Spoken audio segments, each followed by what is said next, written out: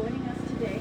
Know that the speakers will be available for a Q&A session following the speaking portion of the announcement, along with an opportunity for the group photo to be taken at the end. To kick us off with today's significant announcement on behalf of the federal government is the Honorable Minister of Housing, Diversity and Inclusion.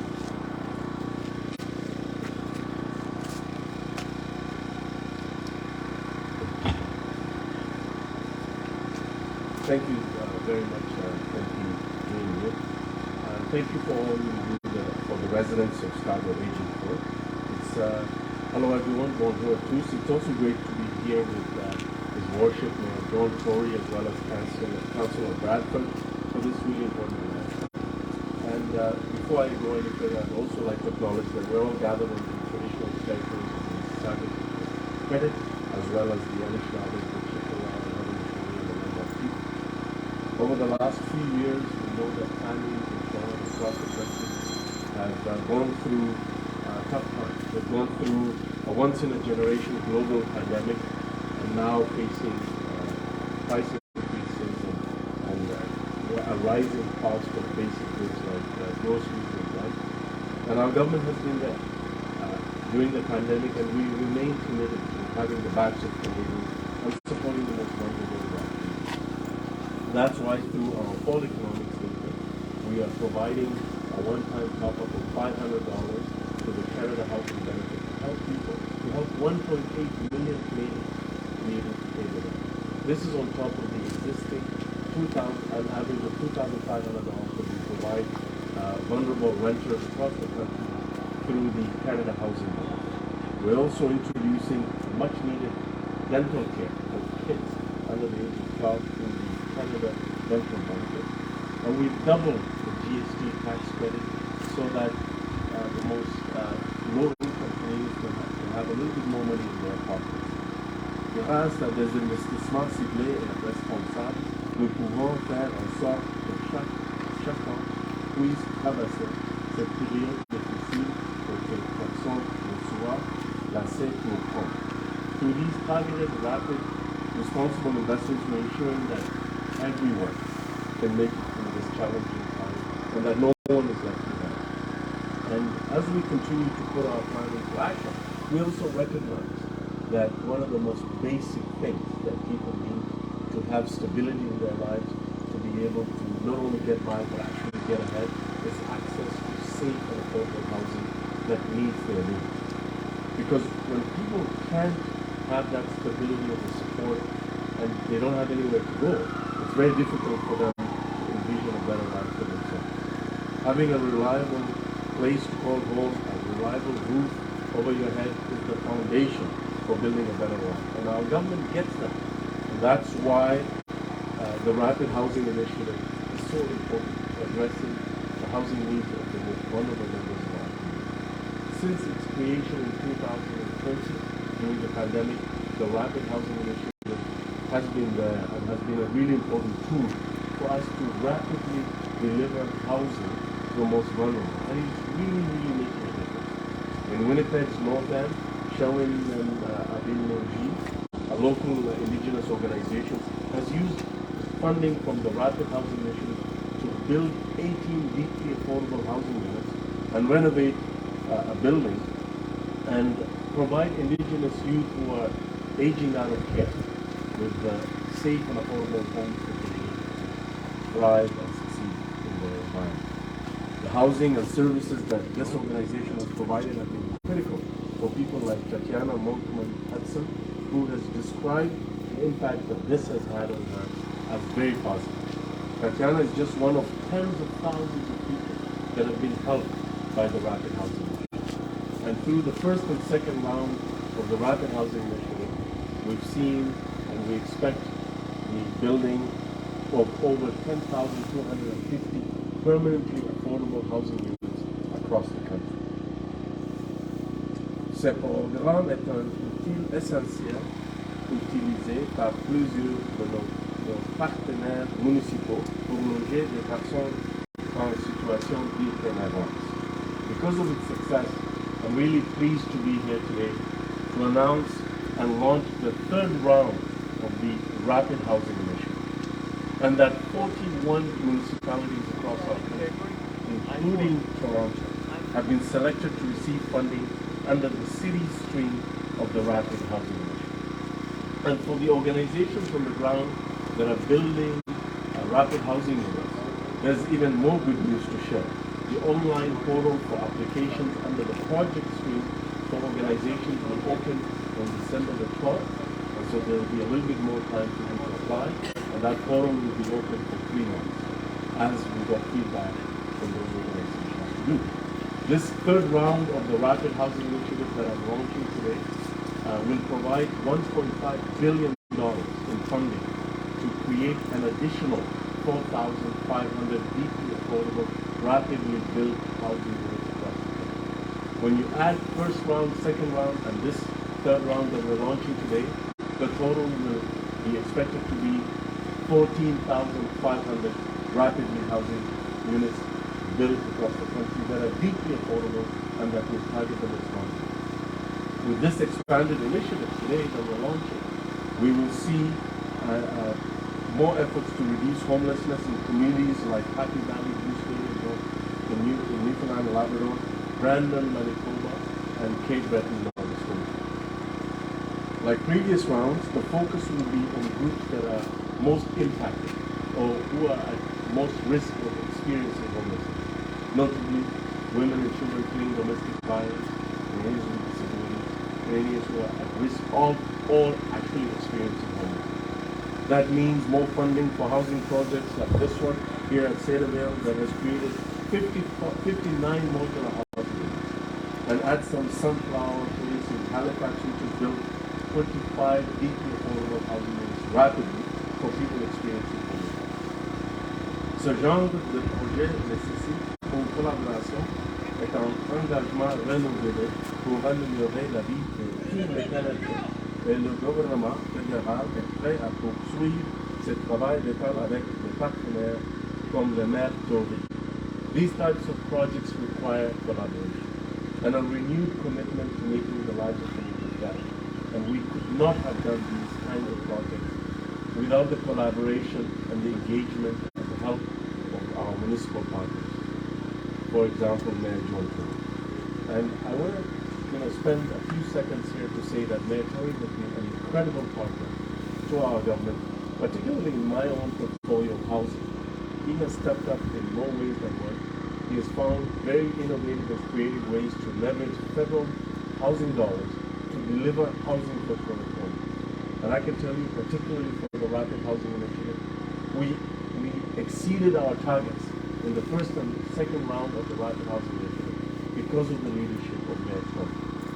Mayor Tory, I can tell you that for me, I know the value of what a safe and affordable place can mean for someone. I grew up in social housing in Regent Park, and I can tell you without that affordable apartment, I would not have been able to go to university and particularly get my first job.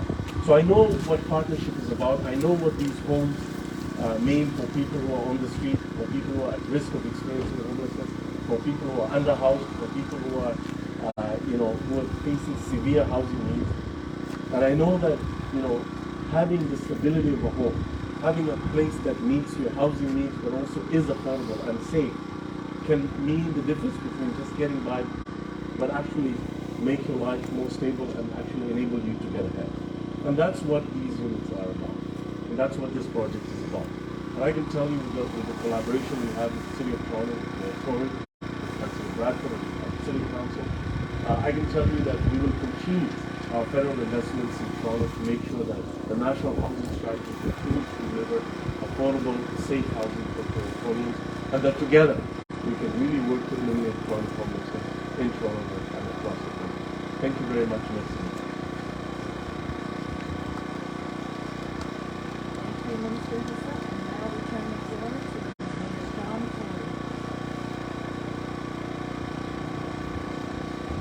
Good morning, Minister, and my colleague, Councillor Brad Bradford, and of course MP Jean Yip. And I just want to say to whatever technocrats seem to be involved in this, hands-off Scarborough Agincourt when it comes to the redistribution of ridings in the City of Toronto, because we need adequate continued representation in the federal parliament for Toronto, for Scarborough, and for Scarborough Region Court. I'm pleased to be here with you this morning. I'm also pleased to be here with Councillor Brad Bradford. He has been a champion for good planning and good housing, and stood with me. And I'm proud of the fact we stood together and we went through some rocky times with this project here. And we're so proud that you can come stand here and remember the days just a few months ago where this was a parking lot and where there was a great deal of local controversy about what is now standing here today about to house people in the greatest need of support in our city. And I'm also proud to tell you that not only that Councillor Bradford and I stood here and stood firm behind something that is going to provide great benefit to some very vulnerable people, but that the local neighbors, and I've gone literally with Councillor Bradford door to door to door to door to talk about this, and they are standing now in support, and now that they have a greater understanding, now they've seen what this is and what it isn't, and I think that that's why it's such a happy day that we can be here today to announce the third phase of the rapid housing partnership with the Government of Canada. This is the product of one of the previous phases, and it's proof positive, not only that you can produce housing, including housing in particular for some of our most vulnerable residents, but that you can do it rapidly. We stood here 6 months ago and saw them starting to crane the initial units into place. Here we are 6 months later on the verge of having people live in this project. And that's been done in months, not years. And that's a far cry from where we were with many previous programs of this kind. And that is thanks to a partnership. And it's a partnership the Minister made reference to, and partnerships, by definition, have more than one person, more than one entity involved. And I will say in this case, not only have we had a very solid partnership with this Minister, Ahmed Hussen, but we've also had a very solid partnership in this area with the Government of Canada and the Government of Ontario. I'm going to make reference to that because we've proven, and it should be a guide to future activity in this area, that when you have programs like this and each government takes on its responsibilities, then you can produce things that are quite spectacular and in pretty short order. We've just been 3 years now, not even 3 years, since the establishment of the 10-year Housing PO 2020-2030 Action Plan for the City of Toronto. But we're already seeing the meaningful impact that this has on communities right across the city. We set out on this plan in the middle of the COVID-19 pandemic, set in motion a 24-month COVID-19 housing and homelessness response plan to create 3,000 new supportive and affordable homes in 2 years. 2 years. Think about 3,000 units created and having people living in them in 2 years, which is record time. And we asked it at that time that our government partners join us in this endeavor, because we knew that was the best answer to people experiencing homelessness, especially people with special challenges in their lives, not just expanding the shelter system. We knew that was an out-of-date concept and wasn't as effective as it needed to be. And I can proudly say that the City of Toronto government, together with the other levels of government, is on track to beat this target of 3,000 new supportive and affordable homes in the 2 years, and that there are developments underway to produce more than 3,600 of these units, including 2,300 supportive units and 1,300 affordable rental homes. And many of them are already being called home and being lived in by some of the people who were experiencing or at risk of experiencing homelessness and had other almost unfathomable challenges in their lives. Sometimes they've been experiencing homelessness for years. Since the end of 2020, the city's been able to create more than 1,100 new, safe, permanent, affordable homes with support services for people who are struggling in our city. And this project is an example. This is just 59 units. It's 59 supported units that have mental health professionals and people dealing with substance use issues and people who can help people get a job that are in here, and they're in here all the time, helping the residents to get over some of the challenges they face that few of us could imagine having to face. And I tell you, very simply, it would not have happened if the city government had to do it alone. The way this country is set up with its finances and a variety of other things requires in almost every case where you want to do something significant that there be a partnership with at least 2 and preferably 3 of the governments. And only by working in unison with these governments have we been able to accomplish developments like this, and of course there are more of them right across the city. And so this additional investment, announced today by Minister Hussen, of $1.5 billion across the country to help create affordable housing units, including $500 million just for municipalities, is another good step brought forward by the Government of Canada. And we will be doing everything we can, of course, to make sure that Toronto gets its fair share of this funding. And I'm committed, I'm continuing to work with the federal and provincial governments to get more housing built as quickly as possible, and to doing our part in that regard as well. Because our part of this partnership has been, in many cases, to supply the land, as we did here, and to defer a number of other charges and taxes and fees to make sure that these kinds of projects can be viable financially. In our case, the total so far that we have committed to these kinds of affordable housing and supportive housing developments is about $4 billion. $4 billion of City of Toronto money, both money in hand today and money to come, are going forward. And I should say as well, because I see Abby Bond here, the help and the leadership and the initiative and the cooperation and the partnership we've had from our city staff led by Abby Bond has been remarkable. And I think that Brad Bradford would confirm that. We're going to move forward to get this plan implemented. The plan as well that I talked about during the course of the recent election campaign. I received a strong mandate to proceed with the 5 elements of the plan that I put forward quite explicitly and ran without any particular doubt in anybody's mind to get a mandate on those things. And I've been talking already with members of council because that will help us build even more housing, even faster. The Government of Canada's Rapid Housing Initiative is a good example of what can happen when governments work together, and that's what people expect. They don't expect us to be quibbling with talking points. They expect us to work together and to deliver on the things that they tell us are important priorities for them. And we know that we are facing a housing crisis in the City of Toronto, and that includes in particular an affordable housing challenge that we simply must meet together. And this initiative, undertaken by the Government of Canada, allows us to provide not only a response to the concerns expressed to me by so many Torontonians during the recent months, but also to provide it on an urgent basis live up to the name Rapid Housing. We received more than $400 million in capital funding from the CMHC to advance our housing goals through Rapid Housing Initiatives Phases 1 and 2, and that's going to help us to create 1,100 supportive homes. And we're ready to go and move forward with Phase 3 and put our bids in as per the timetable set out by the Minister. And that includes not only modular housing developments like this, but it includes the acquisition of properties where sometimes we can move even faster to move people in because the building exists and it requires only a modest kind of conversion. With the support of the provincial government, we also have the funding we need, and I raised this with the Premier when I saw him earlier this week. We need continued funding for the support so that we can deliver those wraparound support services so many people need, health and social supports that make all the difference to an individual's overall well-being. And of course, the city will continue to be there with the contributions of land and the deferrals of fees and taxes worth billions. Le programme de logement rapide est un succès avéré. Les gens vivent aujourd'hui dans des maisons avec des soutiens, des mois après l'approbation du financièrement. Je remercie le gouvernement du Canada pour son soutien. Support of affordable housing is a key part of building healthier, more resilient cities and communities, and it results in significant cost savings to other parts of the broader system, including our healthcare system. And these are avoided costs that can be put to good use on other kinds of things. There are currently more than 16,000 affordable rental homes under development in the City of Toronto, and I'm determined to ensure that we're building new affordable housing fast and much more of it. I will just say to you finally that I cannot emphasize how much it is important for all of us to remain together in these partnerships and to work together. And I'm confident with this minister and with this government that we can continue to do that, and I've had some productive discussions in that regard with Premier Ford and with Minister Clark as well. I'm confident that together we can continue to work hard and fast to find solutions to support people who need it the most and to end chronic homelessness here in Toronto and across the country. These kinds of developments, this rapid housing program represents the single best answer with supports to ending chronic homelessness that is extended to people in this city. And I'm confident of that, and I'm confident we can continue to make the same kind of progress we've made over the last couple of years. Thank you very much. Thank you, Mayor Tory, for your gracious remarks. I now turn it over to Councillor Bradford. Thanks very much, MP Yip. Welcome to East York. It's great to have you folks here at Cedarville and Trenton.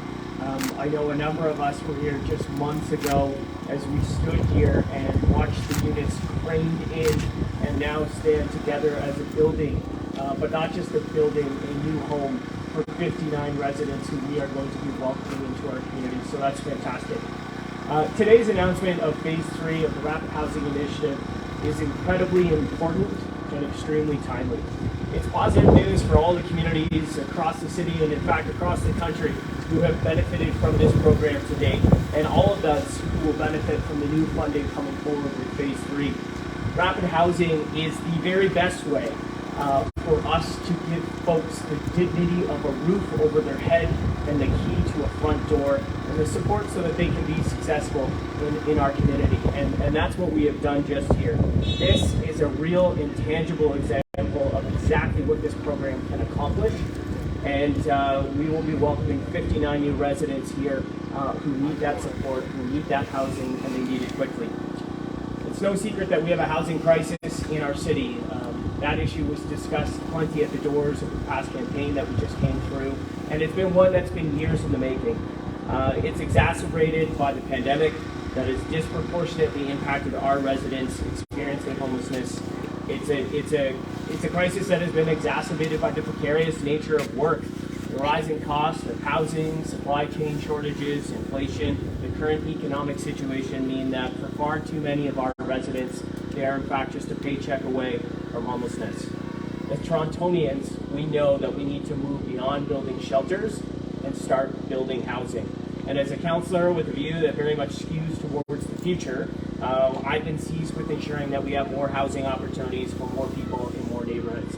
The Rapid Housing Initiative is a key part of that perspective, and it's how that we can work in partnership with other levels of government to deliver that on the ground here in Toronto.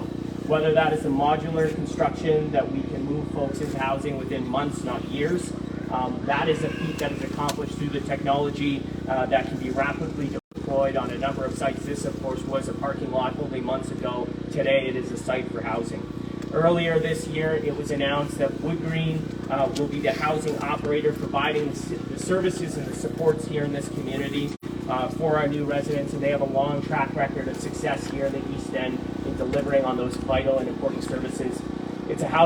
Wood Green is a housing operator with over 85 years of experience in providing supports to Torontonians, and they recognize that on this site here in particular, they'll be focusing on senior care, housing and supports for seniors. And it's for that reason that Wood Green will be dedicating these new homes to seniors here in our community. And that means we'll be curating the supports in place to help with those residents who are moving onto the site.